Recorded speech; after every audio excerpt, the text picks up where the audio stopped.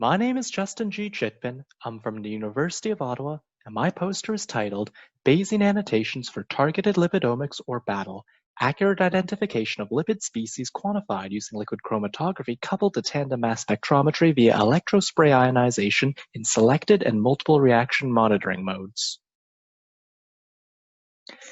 Targeted lipidomics based on LC-ESI-MS excels in relative and absolute lipid quantitation using SRM and MRM modes. These methods monitor pairs of parent and product ions to detect lipid targets eluting within a retention time window. In SRM, a single transition is monitored per lipid target, while in MRM, more than one transition is monitored.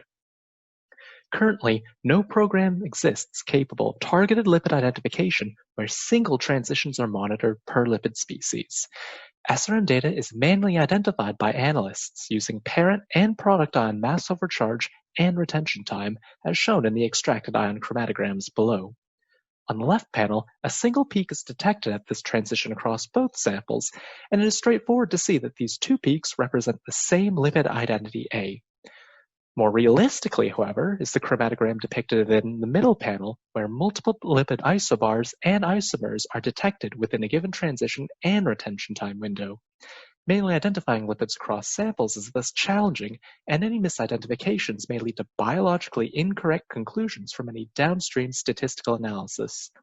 Furthermore, in the right panel, we observe that retention time alone cannot unambiguously identify the dashed peak in sample 2 without the aid of other features, such as peak intensity. These observations lead into my hypothesis that accurate targeted lipid identification is achievable by probabilistic modeling of lipid-specific peak features and statistical inference. To address this hypothesis, we developed the R package BATL, which uses a naive Bayes model to estimate the posterior probability of simultaneously identifying all SRM peaks in a sample. In step 1 of the BATL workflow, exported SRM data is manually curated and concatenated into a single text file. In step 2, BATL imports this training set to construct the naive Bayes model using the peak features specified by the user. Either a single model is constructed using these features, or BATL can exhaustively construct models from all combinations of features and export the best performing model. Here, we trained BATL using 8 features based on peak retention time, intensity, and shape.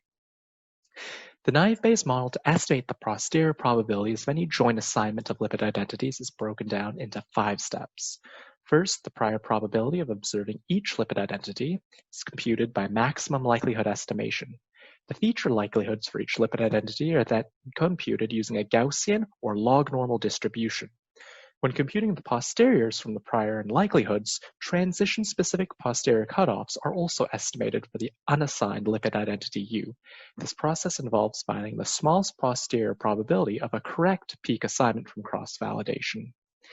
Using the maximum weighted bipartite matching or MWBM decision rule, we formulate lipid identification as a joint posterior probability optimization problem, where lipid identities are assigned to the peaks that maximize this joint probability.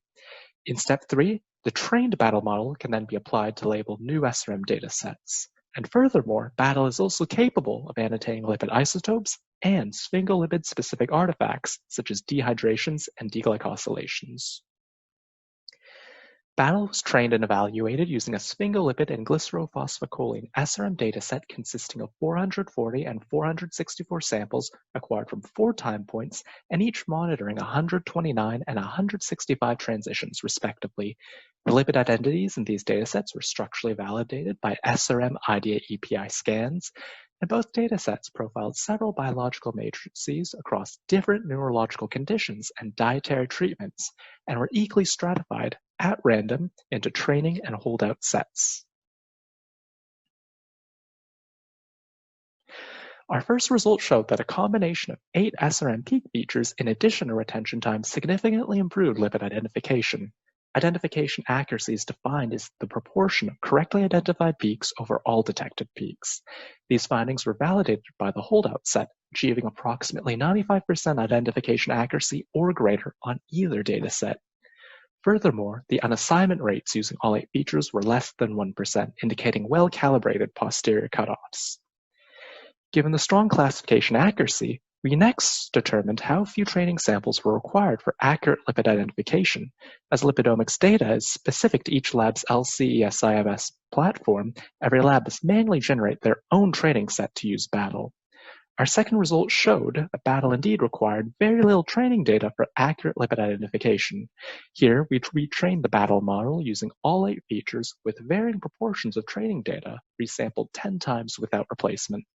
Similar identification accuracies were observed in both datasets when using as few as 10% of the overall training set, with unassignment rates remaining below 5%, and this corresponded to 22 sphingolipid or 23 glycerylphosphocholine samples. In conclusion, we introduced the first targeted lipid identification algorithm for SRM and MRM data. We show that lipid-specific peak features additional retention time significantly improve lipid identification too. And furthermore, very few training samples are required to effectively classify peaks, enabling users to rapidly deploy BATL for fast lipid identification. BATL is available on our GitHub page and is trainable on any continuous feature supplied by the user. Finally, our approach generalizes to other targeted lipidomic data types, such as precursor ion scans, product ion scans, and neutral loss scans. I invite you to try BATL for yourselves, and thank you for your attention.